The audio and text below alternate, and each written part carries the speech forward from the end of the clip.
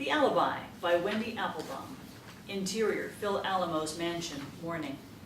Ron sits on his balcony, chain-smoking and drinking from what appears to be a bottle of whiskey. Putting the bottle down, he heads over to a window. Looking out over the horizon, he takes his phone out of his pocket. Scrolling through his Twitter postings, he clicks on a video review of his film. Reviewer: when the lights go out and intro credits roll, it is with anticipation and excitement that one greets a film, especially if it's been a long time coming and produced by Uber legend Phil Alamo. However, if you had a flat tire on the way to the theater or nearly choked on an inhaled popcorn kernel, I'm disappointed to say that is about as exciting as it gets if you're about to sit through this lumbering turd drop. Time standing still, Ron Carlson's first outing as a screenwriter is precisely that. The title evokes its own demise from the complete paralysis of action and storyline. Could this be the Space Ishtar, a camel too far? If you've loved Battlefield Earth, you will be astounded by the efforts the filmmakers go to make Battlefield Earth look like a Saturn Award winner for Best Science Fiction by comparison. Don't quit your day job, Mr. Carlson.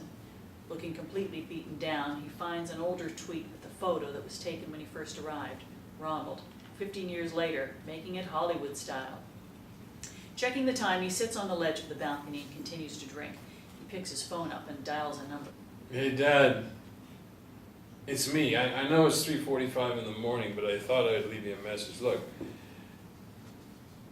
I've done some things that I'm not proud of, but I will fix it and make you proud of me.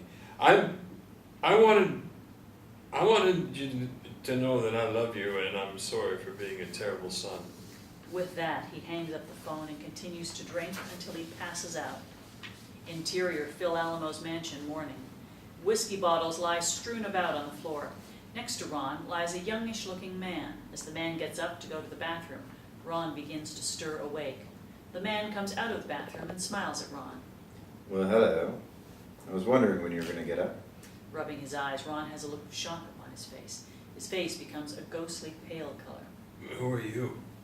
Just a friend. You don't remember anything? No, I don't. That's too bad, Ron. I won't forget you. Ron looks the man over from head to toe. He sits up immediately. How old are you? You probably don't want to know. Grabbing his hair, he paces back and forth. Fuck. Interior, Phil Alamo's bedroom, morning. Phil lies awake in his bed, smiling. He picks up the phone to dial. John, my dear, you are worth every penny. Remind me to give you a bonus at Christmas. Interior, studio, morning. Phil is chairing a meeting with his production team, Lisa and Jack. Ron frantically enters, completely disheveled, and has the appearance of not having slept for a few days. I need to speak with you. Excuse me, can you see I'm in the middle of a meeting? Lisa and Jack exchange looks. Phil is visibly uncomfortable with the situation and stands up. Lisa, Jack, can you excuse us for a few minutes? Apparently Mr. Carlson is having some type of emergency. Lisa and Jack step out of the room. As they're leaving, Lisa turns to stare at Ron with an expression of worry.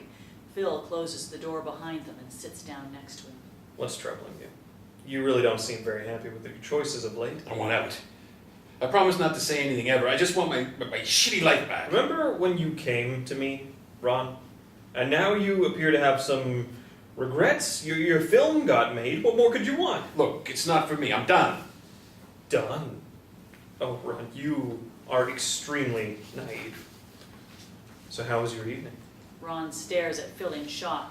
Phil puts his hand on Ron's arm. You and I are not so different after all, are we? I know what that feeling of desperation is. Everyone around you is headed somewhere except you. You're so hungry, you can taste it. Your mind starts going in directions and contemplating things you never would. You and I are one and the same, Rob. Phil walks over to Ron and puts his hand on his arm and smiles warmly. Ron begins to relax. As Phil begins to walk out of the room, he stops for a minute and turns to Ron. All of a sudden, his expression turns to cold, and he gives Ron an icy glare. In case you decide to take me on, here's a little present. He pulls out a photo of Ron and the young man and tosses it at him. He continues walking out of the room, leaving Ron in complete disbelief.